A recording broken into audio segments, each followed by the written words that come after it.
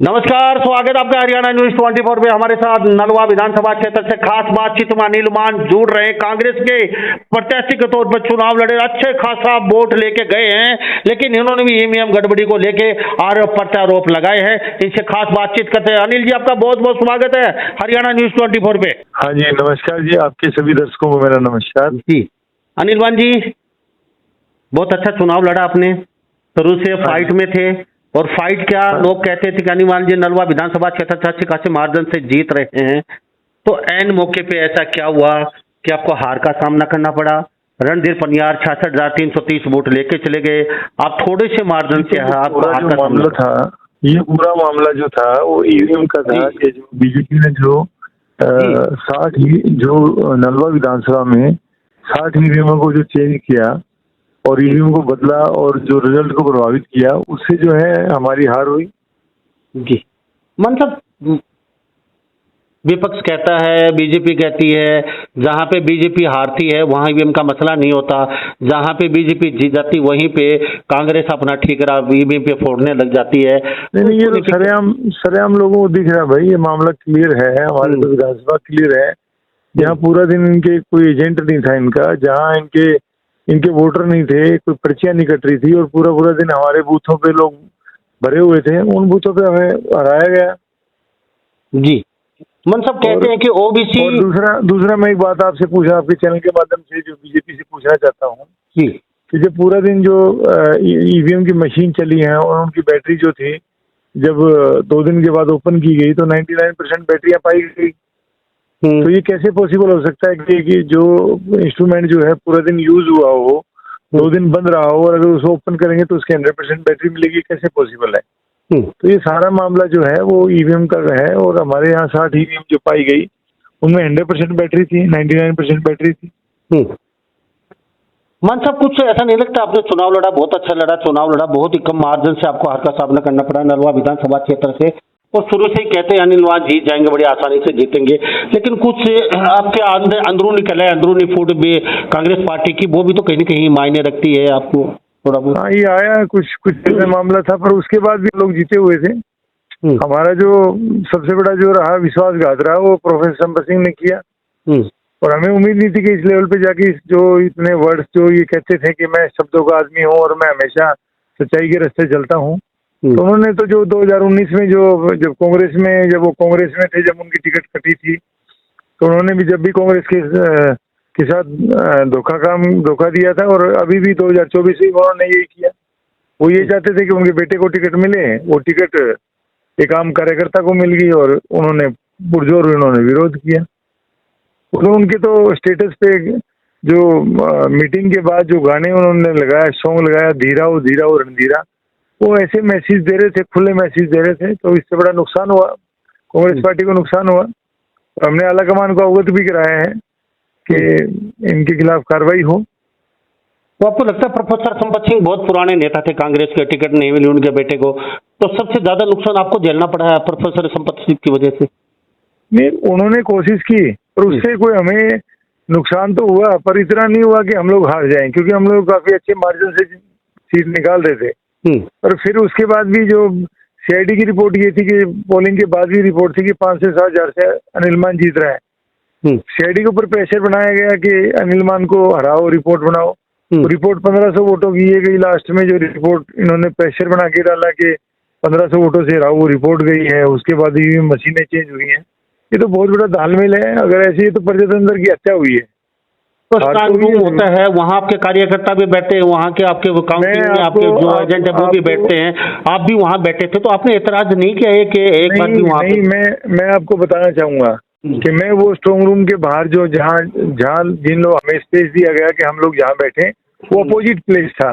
वहां से इतनी गाड़ियां मूवमेंट कर रही थी कि उनको एक बक्सा बना के दिया गया और वो बिल्कुल जहाँ स्ट्रांग रूम था उसके बिल्कुल अपोजिट था। ना तो वहां से स्ट्रांग रूम दिखाई दे रहा था, ना वहां स्ट्रांग रूम में जाया जा रहा था। उस समय आपने एतराज क्यों उठाया भी हम यहाँ नहीं बैठना चाहते, हमें कुछ दिखाई नहीं दे रहा? पूरा एडीसी को पूरा हमने कहा, एडीसी को पूरा हमने बताया कि जब कि ये गलत है, आप उधर हमें जगह दो, तो उन्होंने कहा नहीं, हमें तो ये जगह चिन्हित की है। ये सारा मामला मिला हुआ मामला है और ये तो प्रजातंत्र की हत्या है भाई। ये डेमोक्रेसी जो है ना उसको बिल्कुल इन्होंने खत्म कर दिया है। छत्तीसगढ़ में जो किया वो यहाँ किया, और आगे तो ये और ज्यादा भी करेंगे। अभी ये महाराष्ट्र में जो है ये खुला ये काम करेंगे जी। ये तो जहाँ थोड़ा मोटा जानना चाहूंगा, ये सारा जो प्रकरण हुआ तो आपने ये नहीं कहा कि रिकाउंटिंग होनी चाहिए हमारी, वहाँ जो आपके अफसर लगाए गए थे डीसी थे, रिकाउंटिंग किस बिना बदले? जब रिकाउंटिंग का हमने जब बैटरी 99%, मैं आपसे पूछना चाह रहा हूँ, आपने मोबाइल यूज किया, मैं आपके चैनल के माध्यम से, और आपसे मेरा क्वेश्चन है कि आपने पूरा दिन मोबाइल यूज किया और आपने मोबाइल बंद कर दिया, 2 दिन बाद उसको ओपन किया, उसकी बैटरी कितना मिलेगी? आप बताइए, आपके पास जवाब है तो आप 60-70% मिलेगी बैटरी जी। तो ये 99% कैसे मिल सकती है? और जब हमने क्वेश्चन एडीसी को, जो ऑफिसर था, हमने उनको क्वेश्चन किया तो उन्होंने कहा कि नहीं ये अल्कलाइन बैटरी है, ये अपने आप बड़ी चार्ज हो जाती है। How can it possible? अच्छा, कि बैटरी जो है अपने आप कैसे चार्ज हो जाएगी? जी। तो आपने अभी कुछ भरोसा है सरकार बीजेपी की सब कुछ? नहीं, बीजेपी में मैं नहीं समझता कि वो लोग आज पावर में है, वो अपनी पावर का उपयोग कर रहे हैं जो गलत है, प्रजातंत्र की हत्या है। हमें जो देश की आज़ादी हुई थी 1947 के बाद, जो आज़ादी थी वो डेमोक्रेसी की लड़ाई थी, और डेमोक्रेसी के लिए लोग शहीद हुए थे।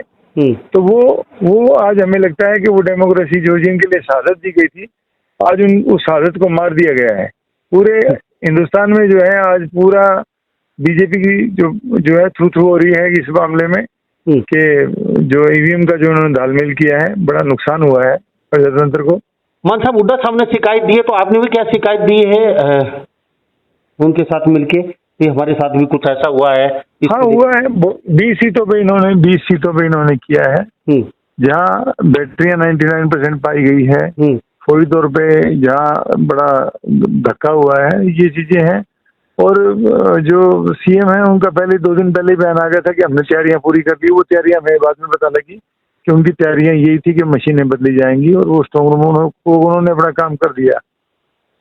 मान साहब, परिसमन बदल रहा है, आप कहाँ होंगे? आपकी जनता पता नहीं कौन से विधानसभा क्षेत्र में लगाई जाएंगे। हिसार में भी 1-2 विधानसभा नहीं बनाई जा रहे हैं, आपके नजदीक 4 नए जिले बन रहे हैं, तो इसको लेके क्या कहेंगे? क्या लगता है परिसमन बदलने के बाद सरकार जो होगी वो अपने लेवल पे अपनी जगह अपने गांव सेट करेगी, आगे के लिए अपनी सीटें सुरक्षित करेगी, तो क्या लगता है, क्या कहेंगे इसको लेके? देखिए, मैं आपके चैनल के माध्यम से कहना चाहता हूँ कि बीजेपी इलेक्शन मोड में, अगर जब इलेक्शन आता है तो उसके महीने पहले, 2 महीने पहले इलेक्शन मोड में आए, उससे पहले डेवलपमेंट की, रोजगार की ये बातें करें।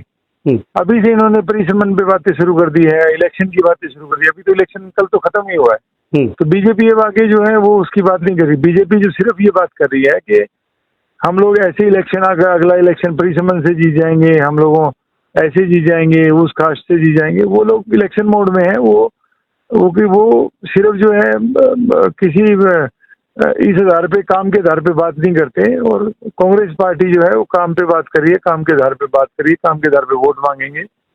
रही बात ये रही कि मैं बताना चाह रहा हूँ कि हमारी इच्छा है एमएलए बनने की, पर महत्वाकांक्षा नहीं है। ये नहीं है, कभी भी हम लोग ये नहीं सोचते कि हम लोग सरकार में ही रहें। विपक्ष में रहेंगे तो अच्छी भूमिका भी अदा करेंगे, ऐसी कोई बात नहीं है। ठीक है। मान साहब, एक जरूरी सवाल है चलते चलते, आपने शिकायत दी, आपका फर्ज था, क्या आगे की तैयारी शुरू कर चुके हैं? इसके साथ साथ आपके दीपक बावरिया जी, उदय भान जी, हुड्डा साहब कहीं न कहीं बाहर का रास्ता, आला कमान मूड में है, इस्तीफा दे चुके हैं, कुछ देने वाले हैं, अंदरूनी बात चल रही है।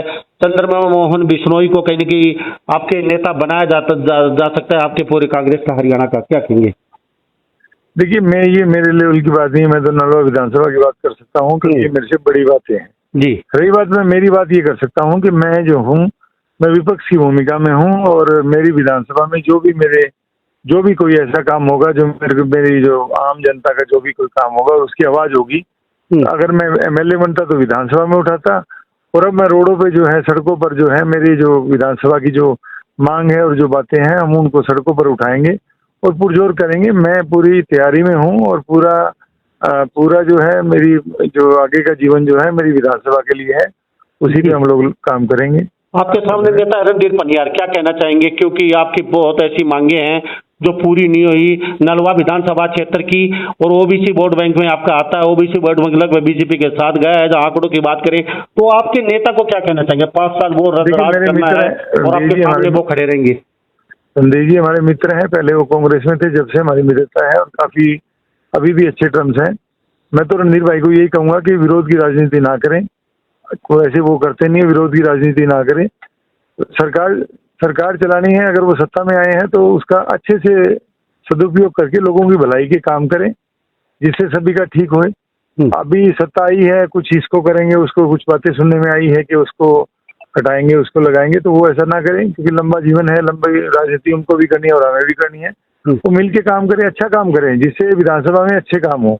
क्या आप उनके साथ सहयोग करेंगे 5 साल, या प्रतिपक्ष विवाद की पूरी भूमिका निभाएंगे आप? जनता के हक का काम होगा तो हम उनका अप्रिशिएट करेंगे, अगर कोई जो जनता के हक का काम नहीं होगा तो उनका विरोध करेंगे। मेरी सिंपल साधारण राजनीति है, और जो मैं बोलता हूँ वो मैं काम जरूर करता हूँ।